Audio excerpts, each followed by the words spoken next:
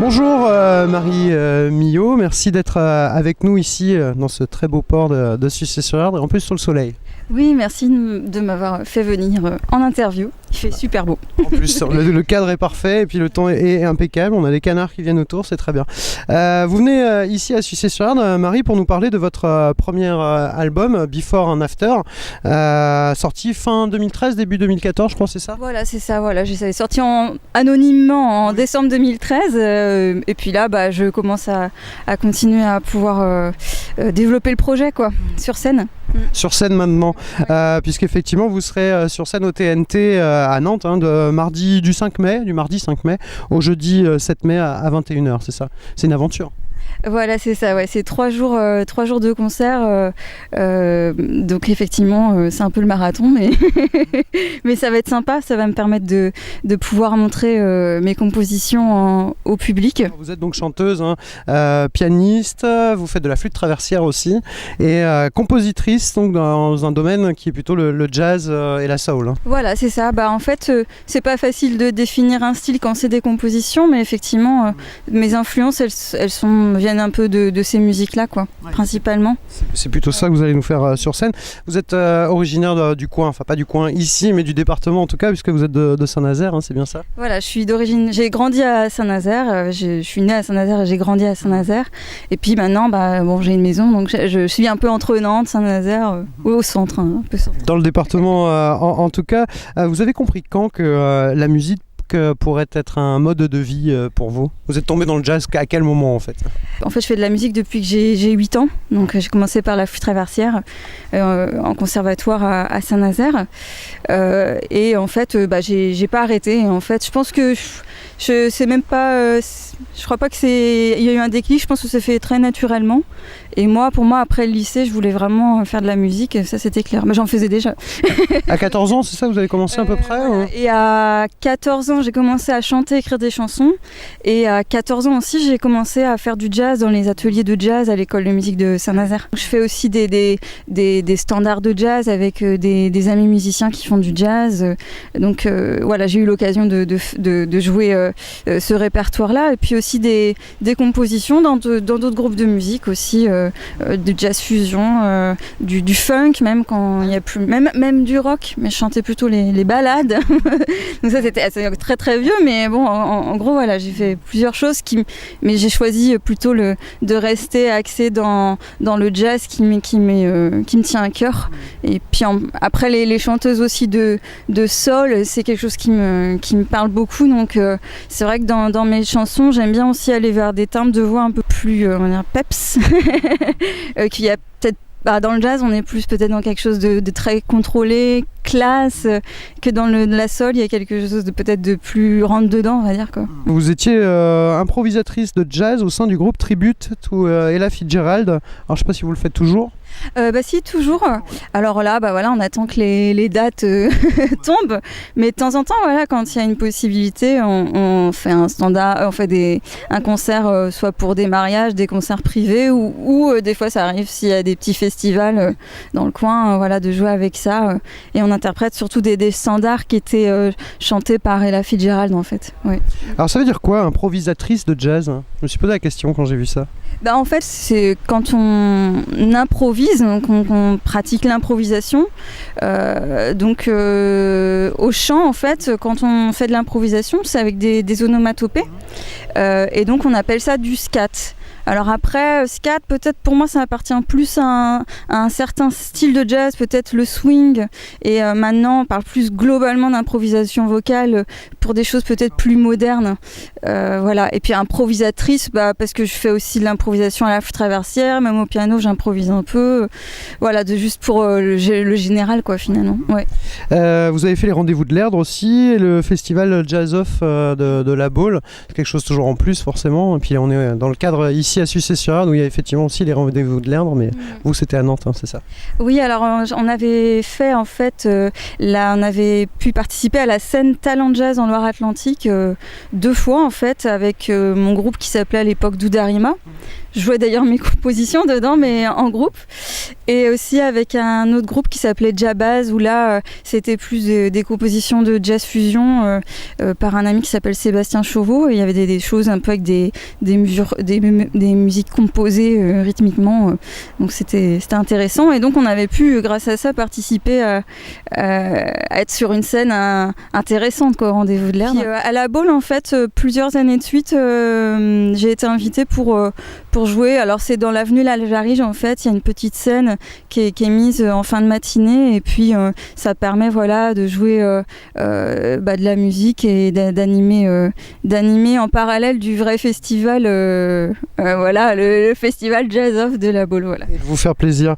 Ça fait un moment que vous vouliez faire cet album. Qu'est-ce qui a été le déclencheur finalement? Pourquoi vous vous êtes dit c'est maintenant?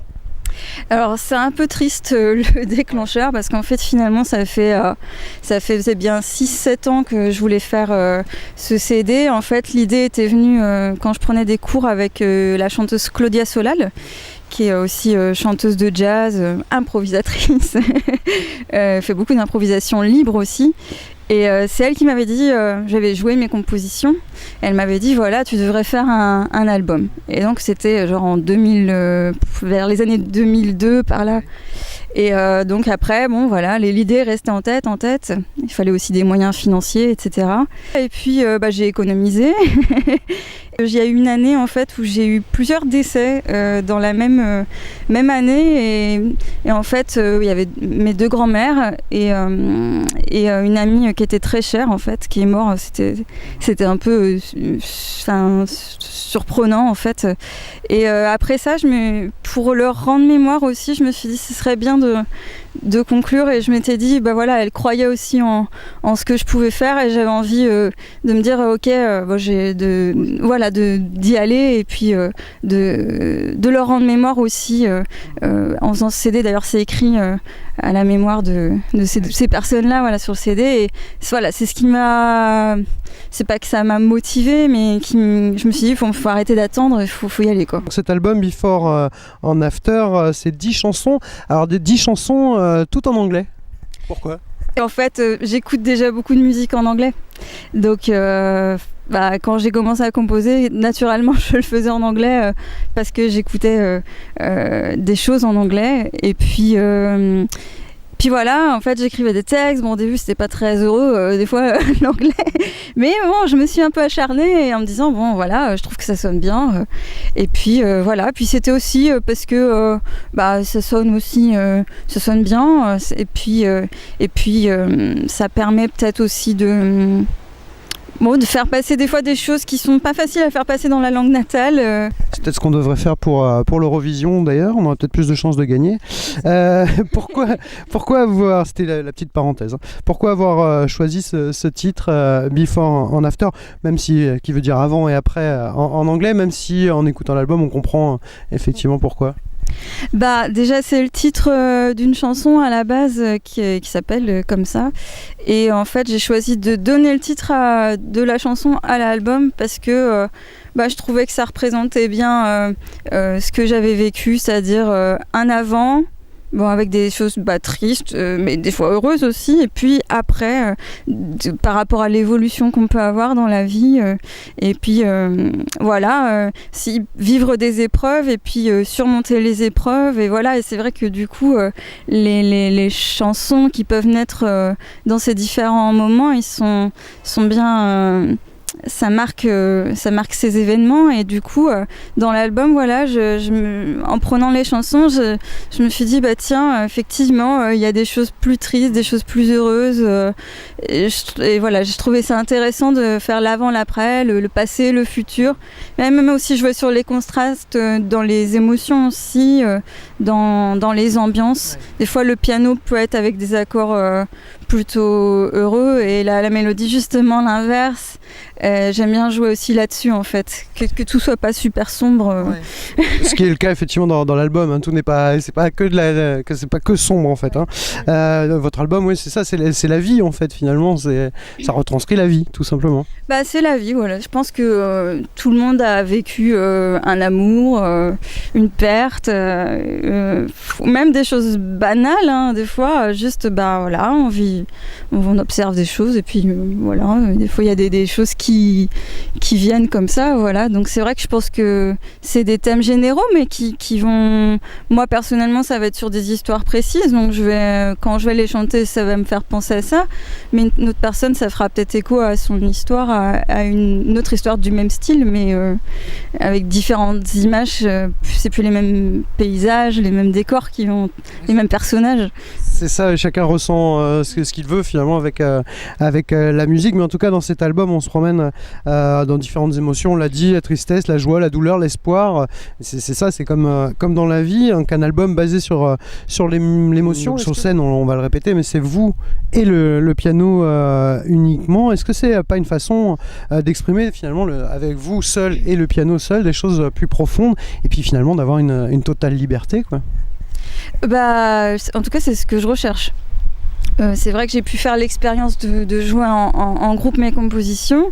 Alors c'est vrai que c'était super aussi, et en plus on trouve des ambiances qui sont différentes, mais voilà, j'avais plusieurs personnes qui m'ont dit que quand j'étais voix piano, je pouvais peut-être prendre plus de liberté encore, et je trouvais ça intéressant qu'une autre personne extérieure me le dise, et de me rendre compte aussi, moi aussi, je peux ralentir comme je veux, je peux m'étaler encore plus. Et donc ça donne une part de liberté. Après il y a aussi des contraintes, mais aussi ça donne un côté intimiste, et peut-être justement ça ouvre encore plus sur des idées. C'est vrai que certaines personnes qui ont entendu le CD m'ont dit tiens, moi j'entendrais bien de la basse, de la batterie, et c'est ça qui est intéressant aussi, je trouve, parce que justement le simple fait d'avoir fait voix piano, pour moi c'était pour montrer un peu comment c'est à l'état brut. Comme ça, c'est comme ça quand je joue, moi, quand je suis chez moi, hein. Dans tous les cas, c'est un album qui est vraiment, moi je trouve très très agréable à écouter, parce que même si on n'est pas forcément passionné de jazz ou de soul, ça nous emporte, et ça nous met aussi en dehors du temps, je trouve. Je trouve qu'en écoutant votre album, en fait, le temps s'arrête. C'était une volonté, je pense.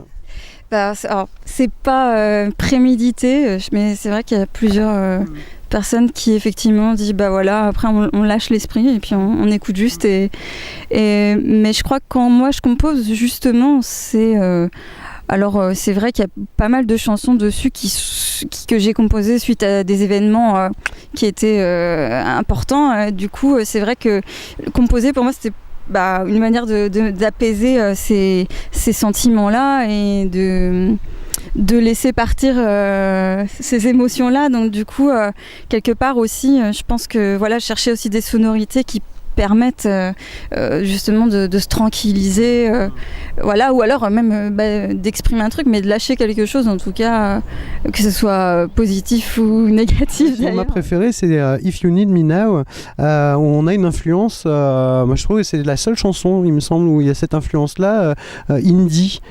Pourquoi en fait, d'où ça vous vient, ça, et pourquoi cette chanson-là, et pourquoi la seule sur l'album? Alors en fait, il y en a deux, mais c'est vrai que celle-ci est plus marquée parce que du coup j'utilise aussi des syllabes indiennes aussi, donc ça s'entend peut-être encore plus. En fait, à la base, cette chanson-là, je l'ai écrite il y a au moins, je sais plus, 10 ans, au moins facilement. Ce qui se passe, c'est que j'ai commencé en fait à travailler avec une chanteuse indienne par internet, qui s'appelle Vidya Subramaniam, qui est une chanteuse exceptionnelle dans cet art-là. C'est du chant carnatique. J'ai commencé à prendre des cours avec elle. J'ai pris plusieurs cours. J'ai trouvé ça vraiment fabuleux parce qu'on bon, c'est une autre manière de faire. Et donc c'est elle qui m'a en fait composé, c'est elle qui a composé ce raga. Alors il y a votre voix aussi, Marie, on peut en parler parce que dans cette voix il y a un brin de mélancolie, il y a de la mélodie et votre voix également nous emporte. Il n'y a pas que le piano, il y a la voix. Et d'ailleurs quand on m'a dit que j'avais la possibilité d'interviewer, de vous interviewer, j'avais écouté un extrait très rapidement et je me suis dit ça y est, c'est une star américaine du jazz qui arrive et il va falloir être à la hauteur, un peu à la Diana Krall en fait. Est-ce que cette comparaison, est-ce que ça vous va? Bah, c'est flatteur, hein. Diana Krall, c'est une super artiste. Moi, justement, c'est vrai que je m'en inspire aussi. Enfin, souvent, c'est pas calculé, mais c'est vrai que j'avais plusieurs CD d'elle où j'avais appris les textes par cœur. Et puis après, il y a aussi, bon, moi, j'aime bien aussi aller me balader partout dans ma voix. Donc, l'idée de pas avoir, d'essayer de pas avoir de limite, quoi. Aller vers le haut, vers le bas, c'est pas toujours évident, mais du coup, j'aime bien me balader et utiliser la voix. Alors, on dirait comme un instrument. Des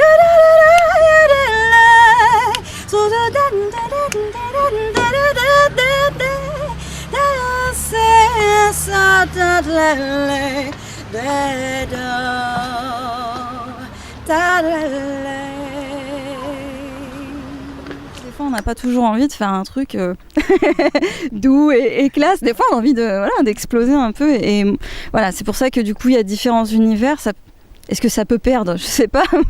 Mais en tout cas, ça fait partie de mes influences et puis de ce que j'aime faire. Et puis, j'utilise aussi en fait des techniques aussi que j'ai apprises par le biais de différents profs, mais principalement par Alan Wright, qui a créé en fait la technique du chanteur moderne. C'est une technique qui est basée sur la science vocale et qui permet en fait d'utiliser déjà sa voix le plus sainement possible.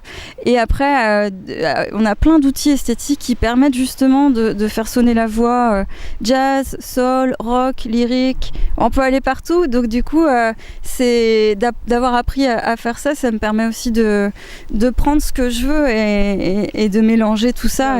C'est un album en autoproduction ou vous avez un label ou une maison de disques? C'est en autoproduction, mais voilà, j'aimerais bien effectivement avoir un label où une maison de disques c'est plus gros, mais qui me soutiennent, qui m'aident. C'est vrai que ce serait bien parce que là, effectivement, à l'heure actuelle, je fais tout. C'est pas évident quoi, entre la musique, travailler, préparer les concerts, travailler la voix, le piano, les compositions, après communiquer, appeler la presse, les donner des cours. Là, franchement, c'est vrai que c'est quand même, c'est un peu mission impossible par moment. Vos projets, alors, pour cette année, les projets pour 2015, on sait qu'on va en parler, les quelques dates de tournée. Vous êtes déjà en train de préparer l'album suivant ou Alors le truc c'est que pour faire un album faut de l'argent. Donc pour l'instant c'est vrai que j'ai des idées j'ai plein d'idées. Alors ça c'est pas ce qui manque. Et puis j'ai plein de compos. Et puis après voilà les projets c'est de continuer à essayer de me partager ce que je fais. Donc c'est vrai que là l'interview c'est vraiment une super occasion pour parler de ma musique. Donc ça c'est vraiment chouette. Vous écoutez quoi en dehors du jazz, de la soul? Qu'est-ce que vous avez dans votre MP3 par exemple? Oumou Sangaré par exemple, qui est une chanteuse du Mali, je crois, si je me gourre pas. Voilà, il y a des chanteuses comme ça. Il y a Demi Mintaba aussi. Bon, c'est pas que j'écoute tous les jours, mais j'ai écouté et je prends plaisir à écouter ça.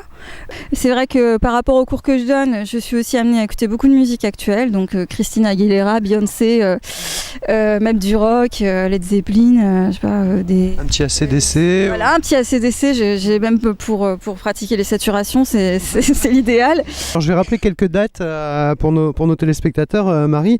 Alors vous serez ce week-end le 25 avril dans le Maine-et-Loire, dans la ville de Loiret. C'est ça. Du 5 au 7 mai, vous êtes là pour ça. Vous serez au TNT à Nantes, c'est à partir de 21h. Et le 30 mai, vous serez au parc des expositions de Saint-Nazaire. C'est ça, voilà. Surtout, n'hésitez pas à aller voir Marie sur scène ici à Nantes au TNT et puis à vous procurer surtout cet album que je vais montrer à la caméra. Merci beaucoup Marie, merci d'être venue nous voir ici à Sucé-sur-Erdre. Et puis donc, on se reverra, je pense, certainement. Et puis vous, mais allez au TNT voir Marie Millot. Merci beaucoup Marie. Merci à vous.